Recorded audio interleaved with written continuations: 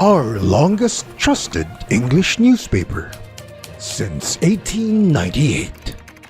Now available digitally. Computer, order the Manila Times Digital Edition. Subscribed. Get the Manila Times Digital Edition for less than 2 pesos and 50 centavos per day when you sign up for 1 year. The Manila Times, news source of choice, trusted since 1898.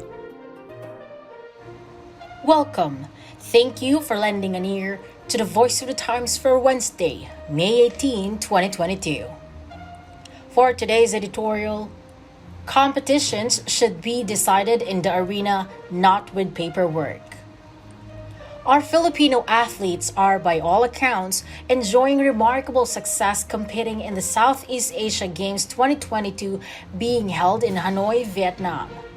Unfortunately, that success has been marred by the departure of the Philippines bodybuilding team who were barred from the Games due to missing paperwork. The team of 8 men and 1 woman arrived in Hanoi last Wednesday to prepare for their competition, but were informed by event organizers that they were ineligible because the team had not provided sufficient evidence that the athletes had done doping tests 3 weeks in advance. The team then spent the next several days trying to salvage their trip, but were denied on Sunday, the day they should have been competing.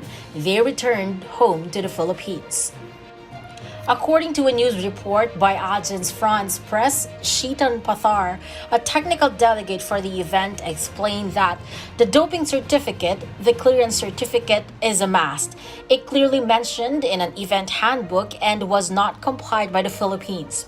The Vietnam sports officials had well informed all the national Olympic committees involved in the games about the rules, he said, adding that is the only reason the bodybuilders were not allowed. The incident was far from the first time a squabble over anti-doping measures has taken attention away from an international sporting event, largely due to the inconsistency with which such rules are enforced.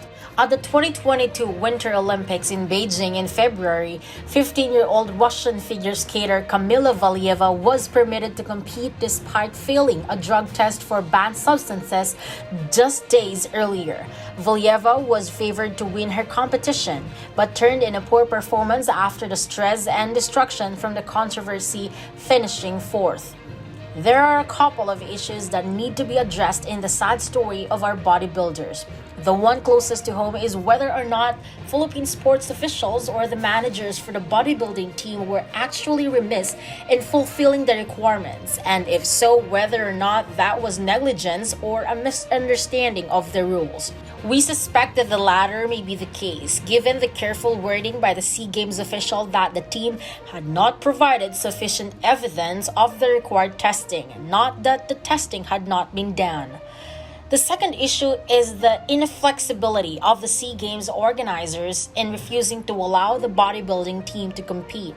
Whether or not the team had their doping tests prior to the Games, they were still available for 4 entire days before the competition was to take place, and alternative arrangements could have been made. There is ample precedent for flexibility in enforcement, and so long as the athletes were not intentionally trying to cheat, there is absolutely no evidence of that. Facilitating their opportunity to compete should have been the priority. Sports officials here in the Philippines should consider this in lodging a strong official protest over the matter.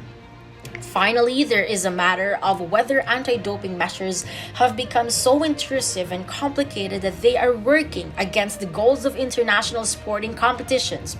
It is not the doping, the use of substances to try to artificially increase one's strength and performance should not be monitored and prevented, but the vast number of rules have become a slippery slope. All top-flight athletes engage in practices that could broadly be described as doping to try to put their bodies in peak condition for competition, including following strict diets and the use of various nutritional supplements. The line between what is acceptable practice and what is not has not only become razor thin, it seems to be constantly moving. This has led to a growing number of instances, such as that of the Russian figure skater, where athletes training in good faith are not even aware they are violating anti-doping rules. The ultimate aim of organized international sport should be to promote friendly, healthy competition and the positive qualities sports represent. The world's anti-doping authorities, while no doubt having good intentions, seems to have lost that plot and should reassess whether what they're doing is helping or hurting. And that's the editorial for Wednesday, May 18, 2022. For more news and information, get a copy of the Manila Times on print. Subscribe to its digital edition or log on to www.manilatimes.net. Follow us on Twitter, Facebook, or Instagram. And listen to the Voice of the Times.